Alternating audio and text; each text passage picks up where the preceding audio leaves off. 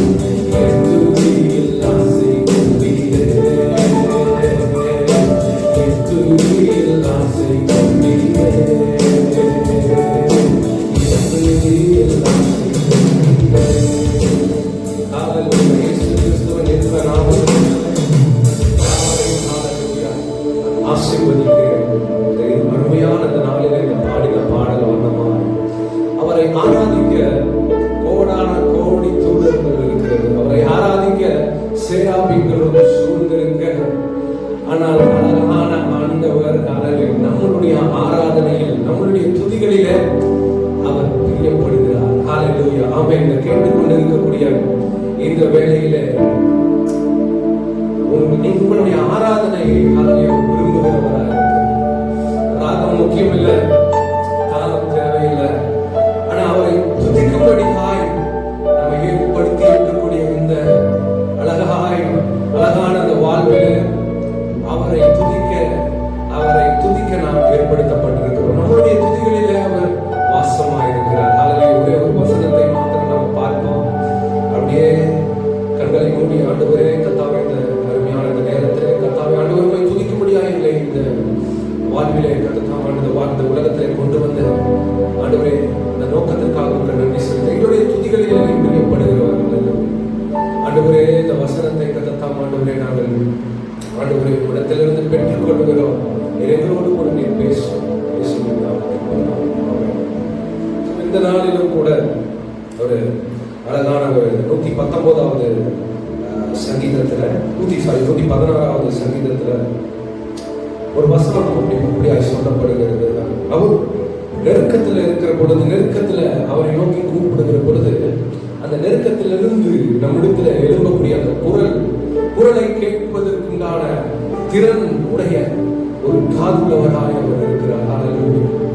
நம்மளுடைய குரல் இந்த பூமியிலிருந்து ஒழிக்கும் பொழுது அந்த சத்தத்தை அவர் கேட்கிறவராக இருக்கிறார். இந்த பூமியில நிறைய பேர் இருக்கிறோம், நிறைய உங்களுக்கு எனக்கு இருக்கக்கூடிய குரல், உங்களுக்கு எனக்கு இருக்கக்கூடிய இதுல நிறைய வித்தியாசங்கள் உண்டு. ஆனா அவரை நோக்கி நாம் தனிப்பட்ட முறையில் நம்மளுடைய ஜெப அறையில நம்மை நோக்கி கூப்பிடும் பொழுது இத்தனை குரல்கள் மத்தியிலே நம்மளுடைய குரலையும் அவர் கண்டுபிடிக்கிறவராக இருக்கிறார். அப்படிப்பட்ட திறன் அவருக்கு இருக்கிறது.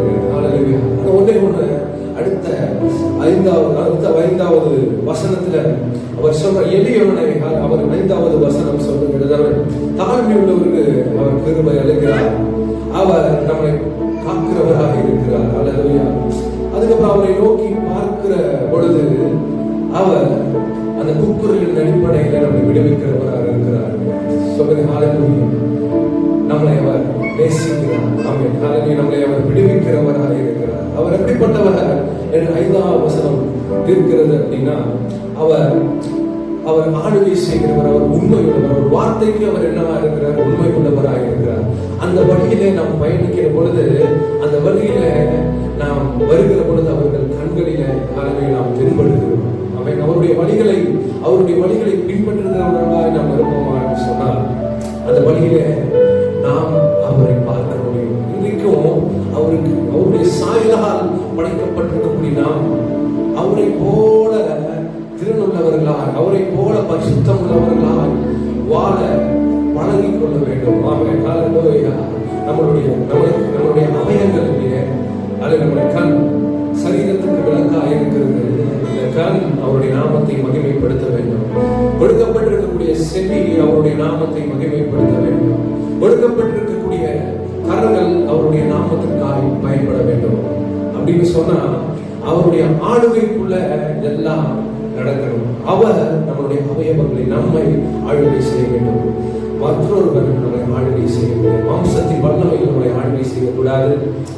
சத்துரு நம்மை ஆளுகை செய்யக்கூடாது. நம்மை ஆளுகை செய்ய, கர்த்தர் ஆளுகை செய்ய நாம் அவருக்கு விட்டு கொடுக்க வேண்டும். அப்படி நாம் விட்டு கொடுப்போமே ஆனால் ஆண்டவர் நம்மளை ஆளுகை செய்யும். அவர் நம்மளை ஆளுகை செய்யும் பொழுது இந்த கண் எதுக்கு பயன்பட வேண்டுமோ அப்படியா எது பயன்படுவாங்க.